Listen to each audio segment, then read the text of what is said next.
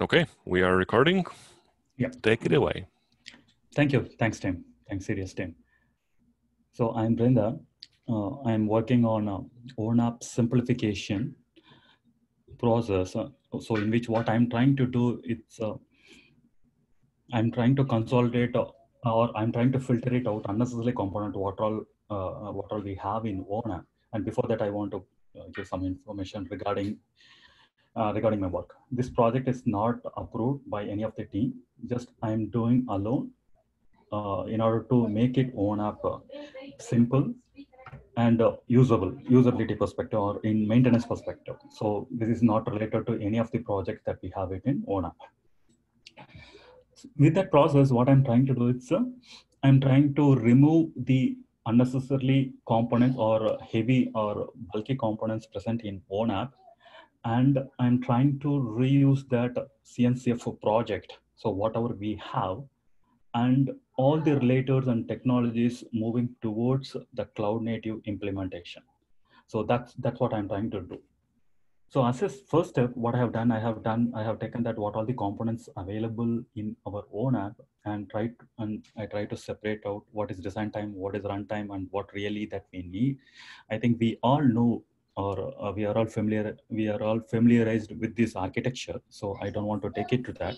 So what high level, what I'm trying to say is, we have a service design creations where we try to do a model for the particular service, for a network service, and then we have a runtime, so where we execute the whatever the design we have created using SDNC, and based on that what kind of services that we are trying to do, we will go to different controllers, and then we have a closed loop system, DCAE, and then we have policy framework, and then we have a main orchestrator, service orchestrator, and then we have the inventory for network services, and then state. So we have that AI. So on this perspective, and then on top of that, we have a runtime dashboard or monitoring, such as a portal, VID, use case API, CLI, so, which is used for this operation, day-to-day operations. And as well as we have that OAM, which is completely HEM-based kind of an architecture. So we have OAM, sorry for that. And certain components like reusable components like AAF logging and music state management that we have certain. So when I try to look into this architecture, when I try to compare to this architecture of CN Cloud Native Function or a CNCFO project, I could derive that architecture in a more simple way when compared to that ONAP. So it means like we don't need so many components, whatever we have it in right now ONAP. So instead of that, we can try to reuse that existing CNCF project. So that's where I'm trying to derive that. Finally, I end up in that architecture in this model. We have a OpenShift dashboard, and then we have a for identity and access management. So we have a Keycloak, and then Cogito for business rule executions and policy managements. We have Cogito, which is a Red Hat project, and open source and CNCF project. And we have a OLM, operator lifecycle management. Okay, so that it can take it's like app store kind of thing. It can take a subscription, you can release your model, you can release your component, and then automatically it will try to deploy to your corresponding environment. So for that we have operator lifecycle management, and we all know that, okay, Kibana, Elasticsearch, as we all know that, and then Grafana we know, and then for open tracing we have Jaeger, and then for monitoring perspective we have a Prometheus, and for metering perspective, for metering means it's how much that we are trying to use that resources. So these are all the concepts never thought of ONAP right now. At least we want to bring this in order for a cost saving perspective, because mostly I'm trying to look into that operational efficiency, improve that operational efficiency. And for a design time, we already have that ASDS. Okay, that is not going to change, and nothing is there. And instead of that, we want to look into that next version of the ASDS. So it means like that we need to upload the models of machine learning, and then we need to have a modeling of writing the scripts there. So for that, definitely we need optimization and improvisation there. So for a design time, so for that we are coming. I'm trying to propose these are all the components should be present there. And one of that important thing, it's like an operator SDK. Using that operator SDK, we can build that certain dynamic components. So we have operator SDK, and then business automation designer. It's like similar to BPMN, but not a Camunda. Camunda is not a cloud native efficient engine. So instead of that, we Red Hat has come up with the business automation designer, which is a cloud native based cloud native solution to execute that BPMNs and policies and a lot more than that. And then for a Jupyter framework, Jupyter notebook for scripting. So we can write a scripts there, and then we can attach the scripts along with that model. So these are all going to be a service design creation process, and then tools that we are going to use. And coming on to that real runtime, we have one reason that I found that's missing, important piece missing is like DevOps. DevOps means automatically I can build that model, it should deploy automatically there. So that is completely amazing. Or even we need to follow multiple steps in order to make it work. And we don't have a proper process for ASDC YANG models upload. We need to use a different mechanism, and from policy onboarding we need to use a different mechanism, and for serious we need to use a different. And from so we have a lot of steps and a lot of process. Really, we don't have that end-to-end or real DevOps in our own app. So for that purpose, okay, you can create a model and check it in the Git repository, and then automatically Tecton pipeline will take it and automatically create a package, and using that OILM, it can automatically deploy that. So that kind of architecture or that kind of real experience that we can create with the Tecton pipeline.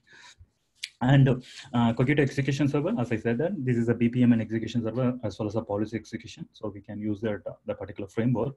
And from VM creations and VM managements, okay, we can use that KubeVirt. It is evolving project, and most probably it has a lot of use cases, and they have implemented a lot of use cases. But still, we need some more. We need stabilization for this KubeVirt. But this is a very good project for VM management. So. And a Kubeflow for machine learning models, executions, and testing platform. Okay, so we can use that Kubeflow for that. And as you all know, the Prometheus Alert Manager. So to capture that events, to navigate that events, and with a more config-based kind of, we can enhance that Prometheus Alert Manager. So in that case, we can event correlation, event segregations, and then filtering out events. Okay, all many other functionalities can be achieved with the Prometheus Alert Manager. And when we talk about that edge, right now the owner completely concentrates on the core network.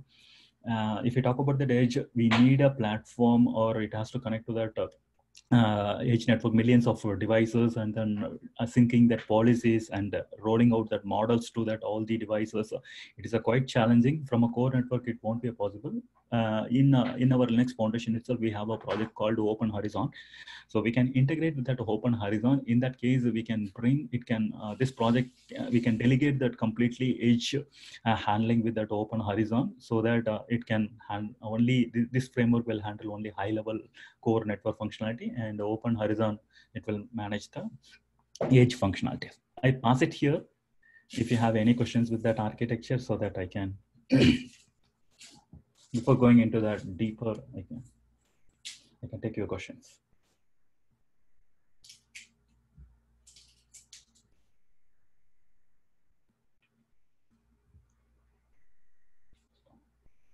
Okay, so I believe we don't have any questions.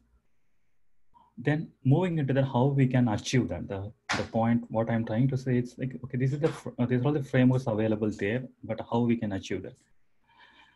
So after looking into this architecture, what really that we really need, it's like only the high level network service orchestrator. So only one orchestrator, it's enough.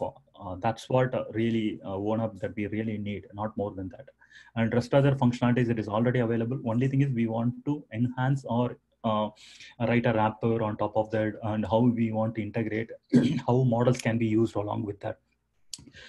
Really, that's what we need to look into that. Okay, so how we want to implement that, next question. So in that case, what I'm trying to say, it's like we can follow the standards, already available standards, to implement that interface. On another important thing, that what I'm trying to see right now with that OneApp architecture, it's like we have defined our standards with our own, but there are so many standards already available there. One is ETSA Mano already available there, TM Forum already available there, but we never inherited that completely. So it means very difficult for each vendors and each consumers to switch over the implementations. So that, say for examples, certain company, they don't want to use that AI, okay, they don't want to use that graph database, and so it's very difficult to switch over that instead of, and then keeping that all the components in a more tightly coupled fashion with respect to interfaces. So we need to do it in a different way, just by introducing all the models and standards available there, and then we want to enhance from there. So that is the reason we thought like why we can't use that ETSA. Already efforts are going on in ONAP, but it is most probably in a near future release we will achieve that. But right now the real standard, we haven't implemented that actual standards. Okay, even in a packaging perspective, even in a modeling the perspective, network services. And then LCM activities related to LCM activities also we haven't done in a standard way. So that's where this architecture is going to be a standard architecture, standard interfaces. So on the top, we are having the Solo 5005 API for network lifecycle managements that we have there. And then bottom, we are going to use that Sol 2 and Sol 2 and 3, okay, for VM managements, okay. And in between, we are going to have that package. It's the same concept, the CDS concept. Okay, the CDS concept, we right now we have templates and configuration models, and then resource resolutions models. We don't have even test packages also we have, and the environmentals in a certain level. Okay, not in a complete model. So we don't have that LCM plans, and then we don't have that LCM custom implementations of that network service lifecycle. And then we don't have a certification process, and then policies also distributed in a different way, not in a standard way. Okay, we have a different system. So what we are trying to say is like we can bring that packaging model in a standardized way, and then we can have a orchestrator, single high-level orchestrator, so which can be based on a service also. It can be a reusable, but it can be also service perspective also. So in that case, I can scale that particular service, say for an example, virtual firewall services that I want to scale. Then I can do it independently. I don't want to do it in a bulk way. Right now, if you try to look into that, we have a single SO, and then we can't scale for different services. So if you try to build in that sense, then we can management also, security group wise also, it is easily manageable, and then easily scalable also. So that's another important point that we want to bring it here. And we can have a generic one, and then we can also extend that. And how it works basically, so we have this package, that this package has all the models and implementations. So this is going to be in a technical sense, it is going to be a single Docker, and then each model will be packed in a single model or as a Docker, and then distributed to the real runtime. So the network service orchestrator understands that, and then it operates. It's the same way how CDS works. Okay, that same way. And also along with that, it exposes so many LCM APIs, control APIs, monitor APIs. And another important thing, we haven't done a monitoring APIs in all level. End-to-end perspective, we don't have any monitoring capabilities. We have a capabilities at there then and there, but not in a standardized way. Even that is not in a standardized way also. So we want to bring that a common way of monitoring, and then try to reuse that standard notifications and monitoring APIs. So that's the reason we are trying to bring those APIs here itself, as well as the custom API. So custom transactions, if you want to do that, you can build it in a corresponding network service package, and then you can expose that custom APIs. So next important thing is how this will be packaged. So for that, we are going to have a registry. Then registry consists of all the packages will be packed as a Docker, and then that Docker will be deployed to that registry. So as a network service, or it may be a VNF package image. And then we have associated managed services. Along with that, we can have a machine learning package, machine learning implementation services, and as well as a third-party services images also. Even database also we can have, databases image also we can have. All those things, it's related to that registry, and then that will be maintained by the operator lifecycle manager. So let's move on to this one. So we have an operator lifecycle manager. So this will manage the corresponding, what are the packages that we want to deploy at what point of time that we want to deploy. So this understands that model, this understands operator lifecycle understands that when to deploy. Along with that, we have a logging also. Kubernetes has a logging alarm metrics as well as earlier I explained that, right? So all those things that we have, and then build service of Tekton, deploy service, operator lifecycle manager, and identity, key clock, and then discovery services. Okay, within the Kubernetes itself we can have, and then policy itself. No, we can create as a model, and then we can have that model execute the model without network service operators. And then packaging services, how we want to package that. So all those common services, and along with that the registry, okay, we can create our models and deploy the models as an operator. Here, the slight difference between this architecture and this architecture, it's like here it's a CDS, it will work, but CDS has a lot of limitations in terms of a cloud native perspective. So that is the reason we are trying to, at least I'm trying to look into a perspective of moving the CDS into Kubernetes operators. Okay, Kubernetes operators. So we have a Kubernetes operator, and then with that Kubernetes operator, it can interact with that PNF. Okay, already we have networks and RESTconf and GNMI. And another thing, we are trying to promote a GNMI interfaces going forward. Not we. It's I'm trying to propose that GNMI interface because it's a common set of APIs where we can interact with the gRPC with respect to configurations. They have defined standard APIs in terms of retrieving that path and retrieving that value, setting that value, modifying that value, listening for the changes of the configuration. So many of the things, and even industry, most of the industries are moving towards the GNMI also. So that's where I'm trying to promote a GNMI. We have a network APIs. So from that orchestrator, it will we are going to create a Vim. It's similar to that Vim, but with a more operator nature. With that standards we are going to build, and then using that we are going to connect to that networks. So which based on that models and based on that Tasca. Yeah, and another important, I missed that. We are going to have a Tasca. Tasca is a model for network services designing, and from a device configuration perspective, we are going to use that YAN. So in that case, we can try to reuse that one more project in Onos config. It's a subsystem project which they have implemented the configuration, managing the configuration of devices. Okay, in a MongoDB, and then they have implemented whatever needed for the configuration perspective. Okay, in terms of understanding, changing state management, and then translating the YANG models to the config store. It's more of like open daylight NT-SAL. So they have implemented with a cloud native architecture. So we can reuse that, okay, in order to manage the devices. And as well as if it is already existing Vim APIs, okay, so we can also interact with that Vim API based on the configuration. And if you want to move towards a completely cloud native, then we can use the Kubernetes APIs to manage that. So overall, the ONAP architecture will be like this. So only it's a Mano architecture. I could say that this is a Mano architecture with that use of existing framework that we can enhance, or we can modify that entire ONAP. It's with a simple architecture like this, and reuse that existing components available. So in that case, we don't want to manage much of ANI and then DCAE, okay, and so many systems that we don't need that actually. What we need is we need one orchestrator which understands the Tasca model and which should interact with the corresponding Vim and as well as networks. That's all about. I pass it here before jumping into the code and then other architectures or other concepts to take some questions. Or it's if I taken over time, then we can discuss in the next meeting. How we want to go?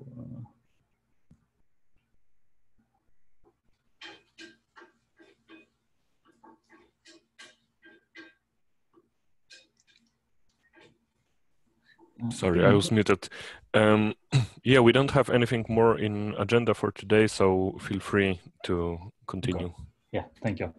And meanwhile, I'm not sure whether people are getting it or only I'm speaking. I don't see that interaction. Yeah. We are following. Yeah, we are following the. Okay. Actually, you mentioned something. I mean, which it's already in ONAP. I mean, so some of that. I mean, just you are bringing it using some other technologies. For instance, for the edges. I mean, if you know, you can use ONAP for K8s. You don't need to build your entire ONAP full stack to orchestrate CNFs in different edge locations. So you have ONAP for K8s, which simplifies things for you. So I mean, here it's not complete. And moreover, if you try to look into the edge use cases, the synchronizations and the policy distributions, okay.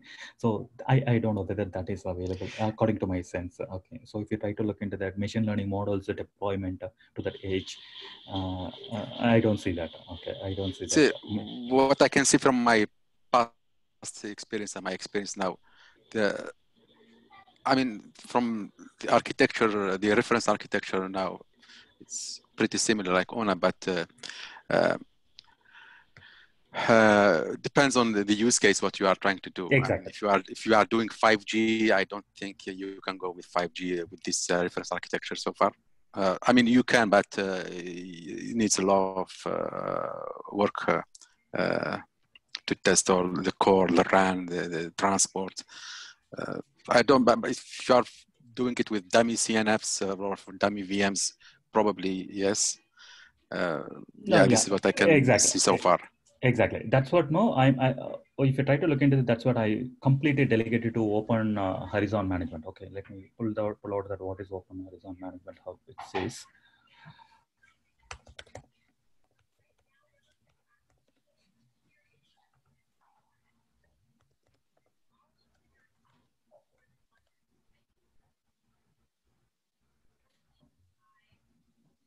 So I leave it to that Open Horizon actually. So for edge use cases, just if you get us some time.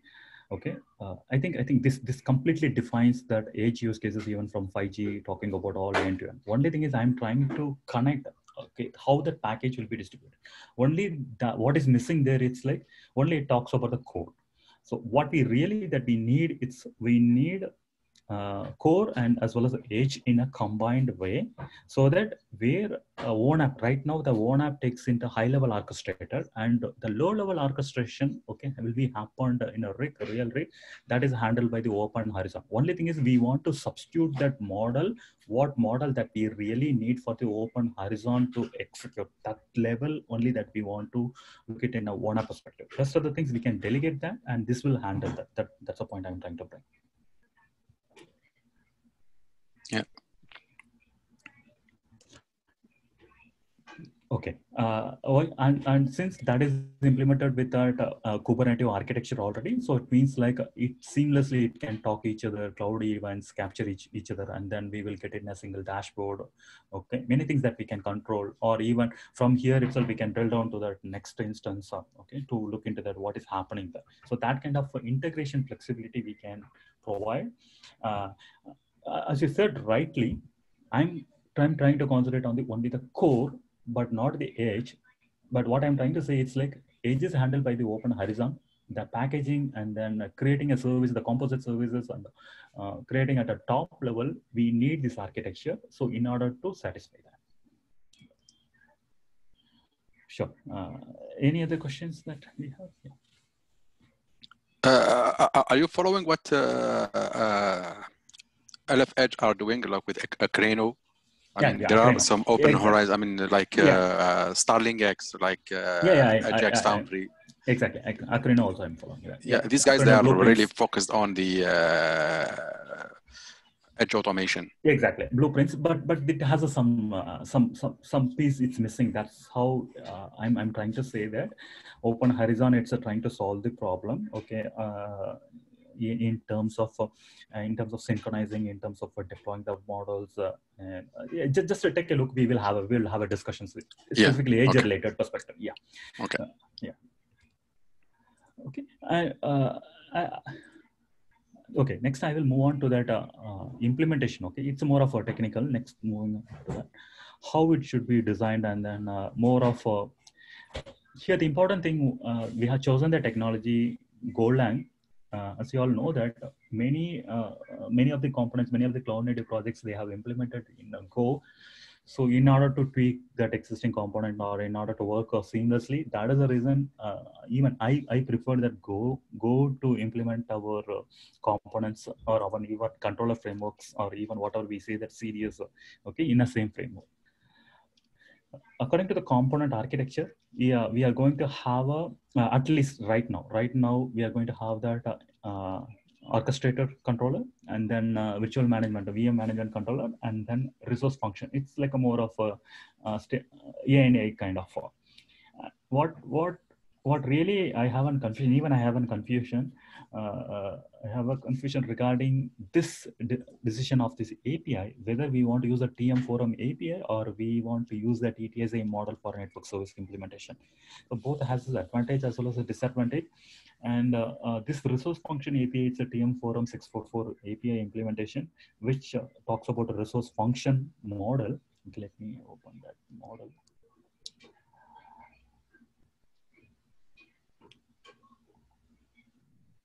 Okay, this is a TM Forum API model, which it's a standard API. So in that case, we don't want to change if there is any change or any models or any data that we are trying to introduce, and then it satisfies most of the functionalities in future also, because it's a common set of common framework or common set of model where we can add with the key value properties. The only issue it's like the navigation and look and feel of this particular model. It's difficult, and even sometimes it may be a performance also. It's like looking at child, and then getting the information and understanding the model. It is not pretty straightforward. So we need to understand that background model, and then we want to use this. So this is a resource function API, which is a TM Forum API implementation, which acts like a data store. So what we have done, it's we have created this model as a Kubernetes CR, custom resource. So in that case, we don't want to have a different database. So why we are trying to choose it's like, as we all know that Kubernetes provides a very good data store in terms of cloud native clustering perspective, and then syncing up the data with the etcd database underlying, and then events. Another important advantage that we are trying to get is even if there is any change in the so automatically you can get to know about and reconciliation. Okay, we have that brings a lot of advantage and a lot of working together automation perspective. It brings a lot of benefit, but right now India is not in a way designed in a way to go into that level itself. So that's what I say edge over implementing the ANI, whatever may be the model, database model, as a Kubernetes CRs, and then Kubernetes using the Kubernetes data stores. Okay. So what we have done, we have created a CR, custom resource, Kubernetes CR resources with respect to that model. And then automatically we have created a framework, so which can listen for these events. If there is any change in that events, automatically it can delegate that event, okay, in a standard way. So whoever wants to take that action, so in that case, they can take that action very effectively and more standard way. So here we have implemented that. Okay, next coming back to that controller, what a controller really that orchestrator, right? The orchestrator, what we have is we have implemented that Solo 05 API, and we have defined all the models. Okay, so network, what is the LCM management models, which is defined by the ETSI. Okay, you could see that all the models that we have implemented, and then we have a management notification data model also, how it should be notified if there is any change in network services and update happens, heal happens. Okay, so how it should be notified, all the models are described here. And similarly for that, okay, we have an events also. Okay, we have a network service. Just for a proof of concept, I implemented a create network service. Okay, so in that create network service, you can let me talk with that. Okay, so we have defined a standard way of LCM API, and one important thing I strongly believe, it's like not all the things can be defined as a workflow. Okay, so we want to define in an automation way. We can't define a network service in a workflow manner because it needs a lot of automation. It needs a lot of synchronization, listening for the events to happen, and then listening for multiple resources. So I strongly believe we can't use that any BPMN tool for creating the network service or LCM. So it should be in a more automated way. That is the point I encourage to implement as an implementation, like an NSD implementation, and distribute in a Docker, okay, instead of a BPMN file. So it gives a lot of advantage on in terms of create dynamic and reusing that existing one, and then do a modification whatever we like, and then scale it separately, and then find control over that, okay, even from security perspective, also policy also. I believe definitely that there is not going to be a standard way of dealing with network services. Okay, so what we have defined that operation. So what happens now if you are trying to create a new services, so you are going to enhance this base package as a different model, only the whatever the changes that we are going to have, only that implementation. Say for example, the scaling perspective, I want to have a different way of handling. So in that case, you can use a different scaling implementation there, and then healing implementation, all those things with the help of all the Kubernetes APIs and then events, we can build that. In a simple way. So we have create network services as a sample. So here what we are trying to do is like we are trying to capture that network service in a standard interface model, and then we are trying to check or validating the packages here, and then we are trying to populate that default values, and then populating that NS, which is going to present in a Kubernetes data stream. And another important thing, sometimes if you feel that, if you feel it is very difficult to query that Kubernetes data source, then what we can have, it's like a slightly one adapter which listens for these event changes or data change in that CR, then you can automatically translate into whatever database or whatever data store you want. Okay, so simply you can translate and then into MySQL or in a even more structured way also. So it's like a depending on the nature of your company and what really that you really look into that, you can decompose the model and then you can create your own model for your own inventory also. So that's another advantage that you can get it here. And so what I'm trying to say is like we have implemented create neon, and once you have that Vim, okay, similarly we have a Vim also, Vim controller. You can it implements so 02 and 03. And once you get that implementation, trying to connect to OpenStack or Azure, we have a lot of APIs, also clients already available with the Golang technology. So only thing is we want to understand that model, and then we want to translate that model and invoke the right API. And along with that, we have defined a Tasca parser, okay, which is derived from some open source already available there. Slightly tweaked that Tasca parser. So sample one example I have. Let me take one sample. Okay. So in this case, I have taken a one sample from ONAP. So in this model, easily you can understand with this Tasca parser. Now you have a model in a real database. So with respect to that milestone, we have completed a Tasca parser, and already it understands that the model, whatever defined by the defined by the ETSI model, and then ETSI model. Here, all those definitions already there. I don't know whether I can present this slide or not, because it is for our next. I took it from CNCF site actually, our TSC sites. So they are also moving in this same direction. So they have that modeling, and then they are trying to implement that interfaces. Only thing is, I'm trying to show that we have done that some POC. That is the point I'm trying to show. And we need a lot of help from others to implement rest of the instances in a more standard way. So that is the point. That's all I have. And coming back to that, why I have chosen that HEM instead of HEM, why I have chosen the open operator framework. So here is a very good comparison. You could see that if you are trying to use that HEM, only you can manage to base install and seamless upgrades. Only this level only you can manage to that.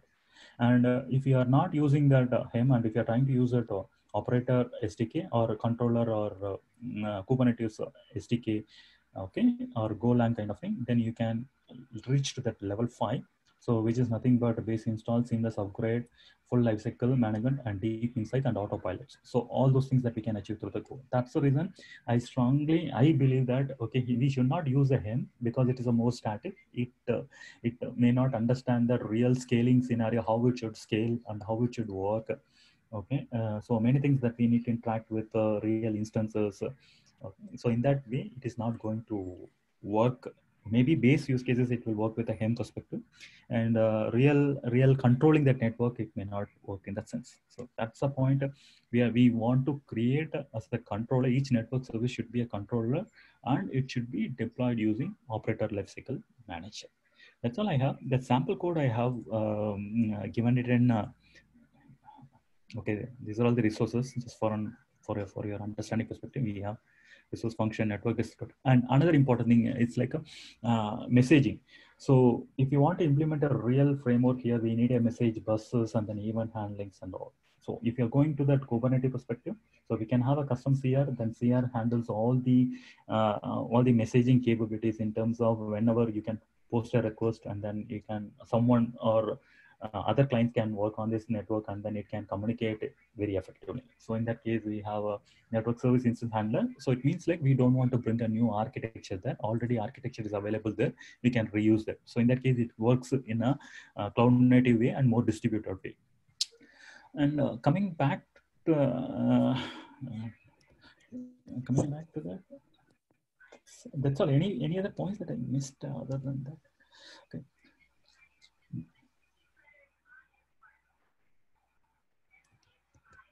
Maybe I didn't go through in a sequence way because I didn't prepare that much today. Yeah. Any questions or any suggestions to that, whether I'm going in a right direction? Sorry to that. Okay. One more thing. Yeah. Right now, the code it's in Git. It's a public repository under my repo. So we have repo. Okay, resource controller, and you can refer that. And even I tried this project Rick in a Kotlin way also. It has some issues, a lot of issues there in terms of connecting to that. So I stopped the project in a more Kotlin way because of a cloud native and then easy extensible perspective. That's all I have. So any points to discuss?